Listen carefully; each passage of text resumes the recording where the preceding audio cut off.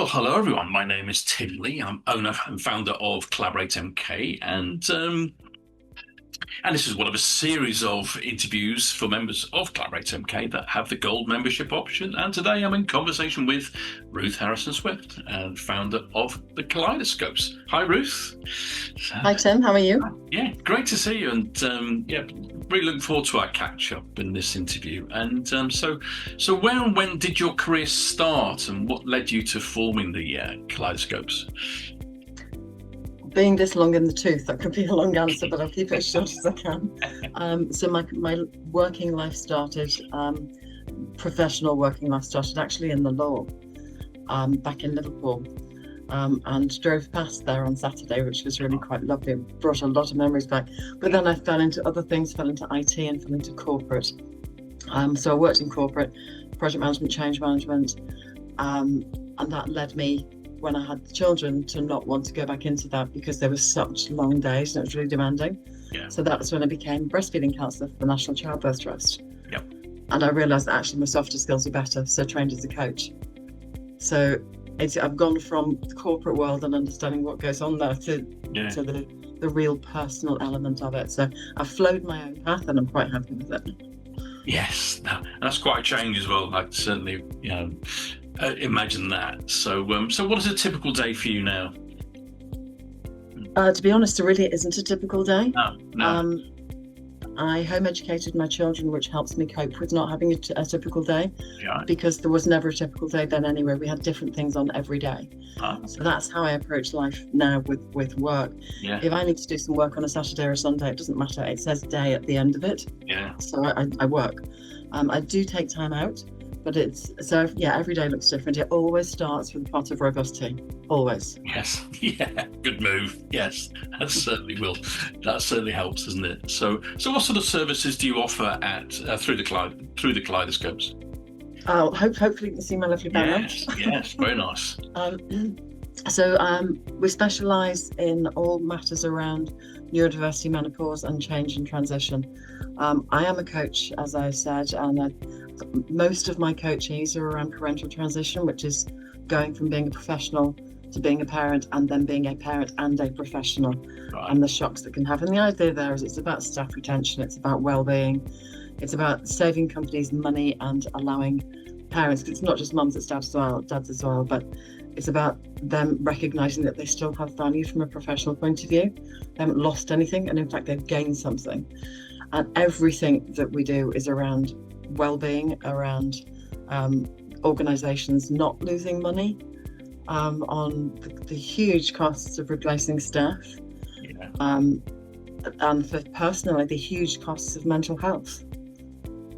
So it's all around the person, it's all around the person. And the change and transition work that we do is based in the people side of what I used to do.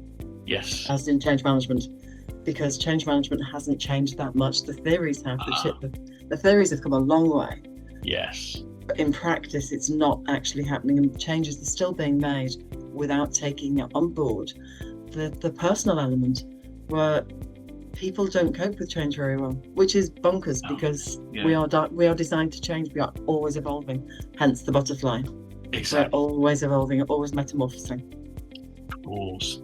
Really interesting. It must be pretty tough going into some businesses and sort of trying to implement that change, or sort of recommending to implement that change. So, right. So what is your main goal for your business then? I think I'm kind of doing it. I'm doing it already. I want to make the changes that help people understand change, understand how to cope with that, the transitions that come with change. Yeah. Because that's where we struggle. As I said before, change is going to happen. It's the nature of life, but it's how we cope with all the little transitions along the way, before and after the major change. They're like moving house as an analogy. Yes. We know we're going to move house. We look for a house. We do lots of paperwork. We set everything up for the actual move. The change happens on the day we move house. Yes. Yeah. And then afterwards, there's still loads more stuff to do. So it's like this build up, boom, and then another bit. Same with menopausing. it's the build up with perimenopause. Menopause is one day, and then you've got postmenopause. So it's the change is the thing that people focus on, but actually it's the stuff either side that people don't cope with.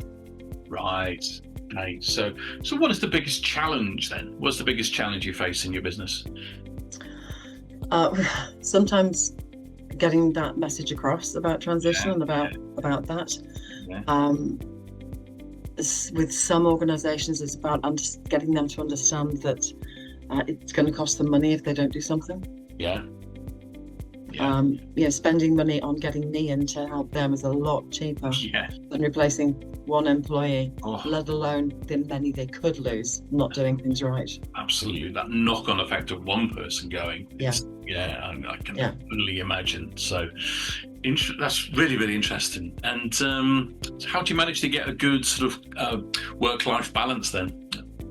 Well, given that I'm a coach and I coach people on this very thing. Practice what you preach. Practice what you preach. I guess I was take time out, as I said earlier, like last week. We had a couple of days in Stratford-upon-Avon, just as a break, and it wasn't the weekend. It was the Tuesday and Wednesday, and it was really lovely. It was a change of scenery. We went to see a show at the RSC. It was a complete break. So yes, I did have to check my emails. Yes, there were a few messages I had to do, but I wasn't sitting in my little office space here, focused in. I wasn't delivering a webinar. There was no face-to-face contact. So I guess the other thing that I do preach a lot about is boundaries. So where I did do a couple of things, I said at the beginning of our trip, okay, these are the things I'm going to have to do, and that's it. And that's the boundary. It's about putting boundaries in place for yourself and for other people, and other people need to understand it. So if you get a random message from me saying on a Saturday saying, "Hey Tim, blah blah blah blah blah," you don't need to answer me until Tuesday, because that's what I will say to you. Yes. It's just that if I don't get it out of my head there and then, it's not going to happen. I'm exactly the same. It's sometimes you just have to do it. And then, like, we've got the ball rolling. We need to get the message over. But nothing ever urgent, in the majority of cases, certainly in my world, but something that needs to be asked. So that's a good move. It's a good move. Right. Well, thank you so much, Ruth. It's been a pleasure speaking to you today. And thank you for your support with the Collaborate MK. And look forward to seeing you at the next event. Yep. See you soon, Tim. Brilliant. Thanks, Ruth. Thanks. Bye. Bye.